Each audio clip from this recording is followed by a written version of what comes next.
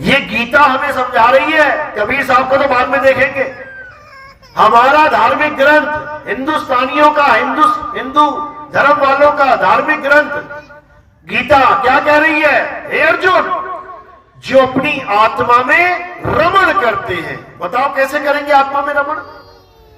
अरे हमें भगवान के नाम पे मूर्तियां पकड़ा दी गई, हमें भगवान के नाम पे उनके नाम जपवा दिए गए, हमें भगवान के नाम पे तीर्थों में भटकने के लिए छोड़ दिया गया। बच्चे तक खो जाते हैं जाके वहां पे। कुंभ के मेले में गए, 2 बच्चों में से एक बच्चा खो के आ गए। बताओ क्या मिल गया तुम्हें? हैं? बहुत बड़ा सुख मिल गया।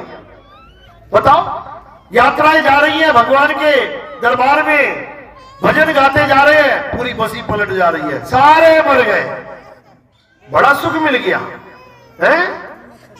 केदारनाथ गए, वहां पे बोल बम करते करते पानी का सैलाब आ गया, 2.5 लाख बंदा मर गया, बड़ा सुख मिल गया वहां पे।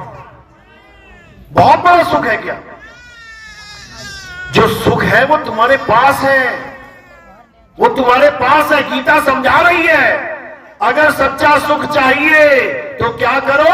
हे अर्जुन, जो अपनी आत्मा में रमण करते हैं, जो अपनी आत्मा में तृप्त हैं, जो अपनी आत्मा में संतुष्ट हैं, संतुष्ट मतलब जिसे अब कुछ नहीं चाहिए, कहते हैं जी संतुष्टि हो गई, तृप्ति हो गई, अब कुछ नहीं चाहिए। तो कह रहे हैं जो अपनी आत्मा में रमण करते हैं और उसमें संतुष्ट हैं, उनके लिए कोई धार्मिक कर्म कर्तव्य लागू ही नहीं होता। लागू ही नहीं होता। लागू का मतलब क्या होता है? कानून लागू होते हैं, धारा 144 लागू कर दी गई है, अब जो उसको नहीं मानेगा वो धरा जाएगा। इसी प्रकार धार्मिक कर्म कर्तव्य भी लागू होते हैं। कैसे लागू होते हैं? सुबह उठो, स्नान करो, मंदिर जाओ, पूजा करो, पाठ करो, भोग लगाओ, आरती गाओ, प्रसाद लो, घर को आ जाओ। ये लागू हो गया तुम्हारे ऊपर, सबको करना पड़ेगा। नहीं करते तो बताओ।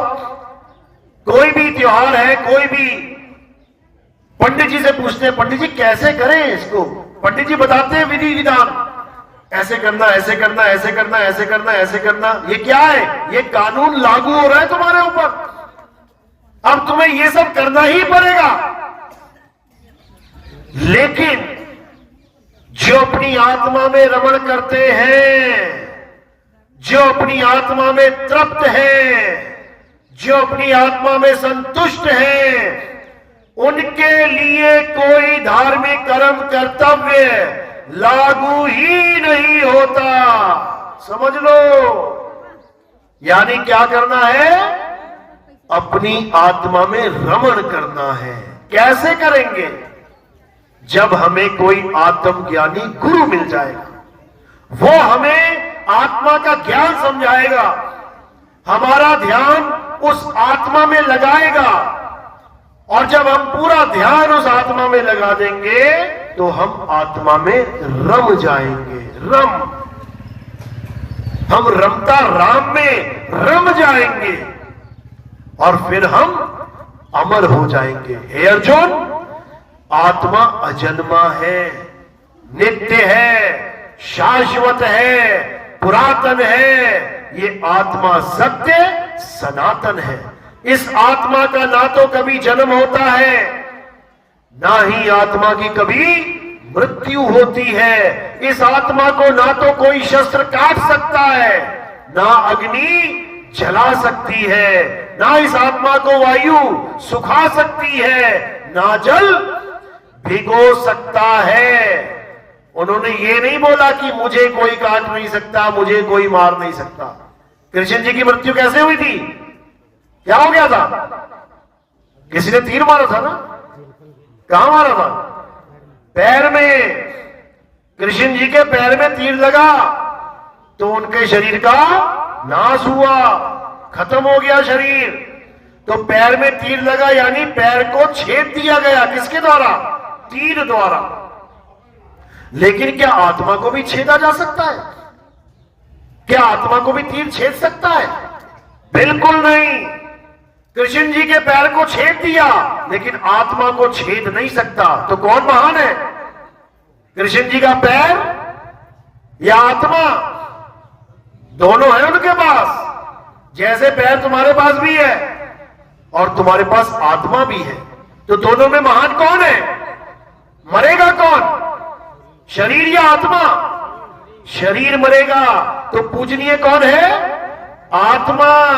हमें कृष्ण जी की आत्मा की पूजा करनी चाहिए थी, जिसके लिए वो कहते हैं नैनम छिन्नति शस्त्राणि नैनम दहति पावका। और हम किसकी पूजा करने लग गए? कृष्ण जी के शरीर की, जिसको छेद दिया गया। गलती यहां हो गई हमसे। क्यों हो गई गलती? क्योंकि हमें कोई बताने वाला मिला ही नहीं, हमें ये समझाने वाला मिला ही नहीं कि शरीर नाशवान है, आत्मा अविनाशी है। इसीलिए हमें यह ज्ञान नहीं हो पाया। गीता में इसके बारे में जिक्र है कि यह ज्ञान तुम्हें कब हो पाएगा। आप पढ़ो अध्याय 4 34वां श्लोक, उसमें लिखा है कि तुम्हें यह ज्ञान कौन देगा। क्या लिखा है? हे अर्जुन, जो आत्मा का ज्ञान मैं तुम्हें समझा रहा हूं, जो सत्य ज्ञान मैं तुम्हें बता रहा हूं, अगर तुम इस आत्मा का अनुभव करना चाहते हो तो कहां जाओ? तुम ऐसे तत्वदर्शी संत की शरण में जाओ। ये मंत्र जपड़िया के पास नहीं भेजा कि राधे राधे जपने वाले के पास चला जा, अल्लाह अल्लाह जपने वाले के पास चला जा, वाहिगुरु वाहिगुरु वाले के पास चला जा, गॉड गॉड वाले के पास चला जा। बिल्कुल नहीं। क्या बोला वहां पे? कृष्ण जी कहते हैं तुम ऐसे तत्वदर्शी। तत्वदर्शी क्या मतलब है इसका?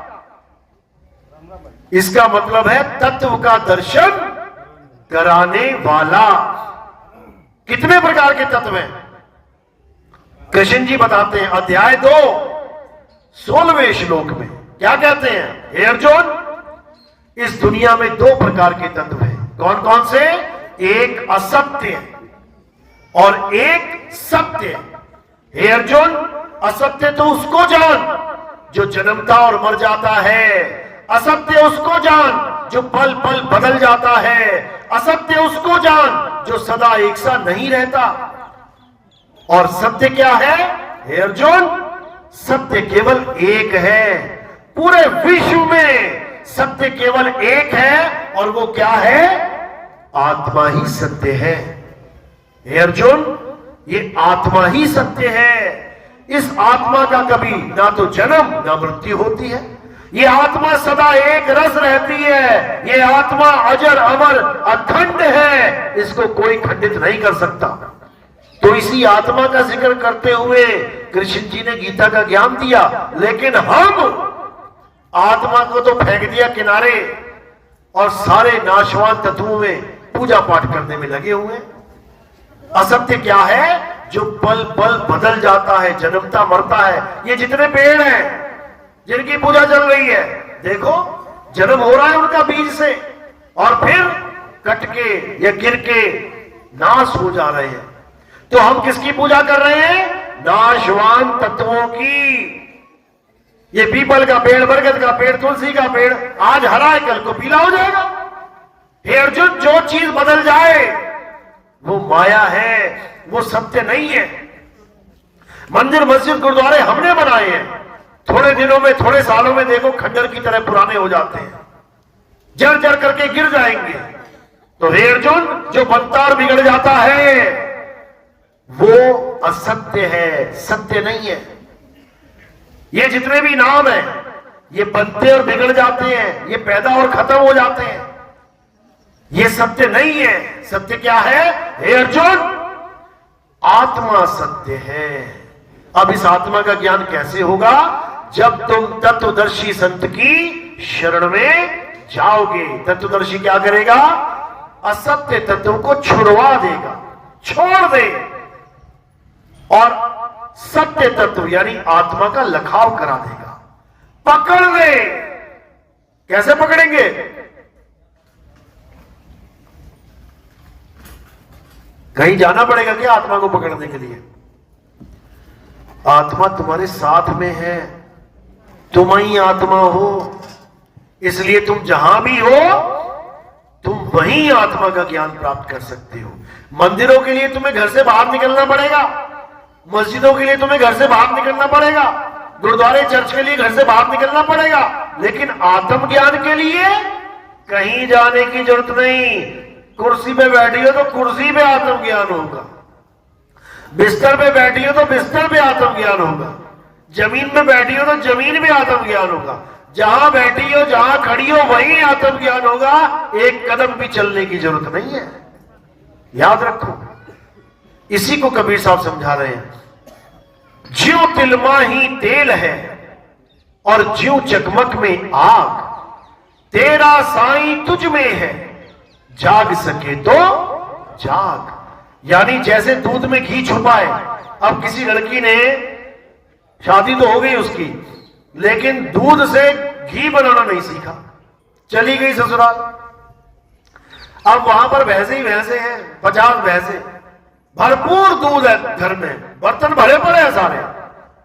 लेकिन जब सास ने कहा सास थोड़ा घी लेके आना, तो मार्केट भाग रही है, मार्केट में दौड़ लगा रखी है कि कहीं से घी ले लूं।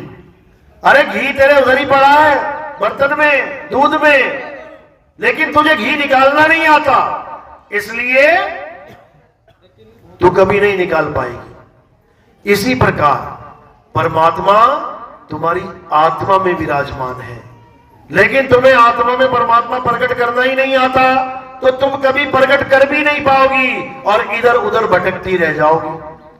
तो इसीलिए कबीर साहब समझा रहे हैं, गुरु को कीजिए दंडवत और कोटि कोटि प्रणाम, कीट न जाने भृग को गुरु कर ले आप समान। यानी गुरु ज्ञानी है, उसको पता है आत्मा में परमात्मा कैसे प्रकट होता है, वो अपने शिष्य को भी बता देता है, वो अपने शिष्य को भी समझा देता है।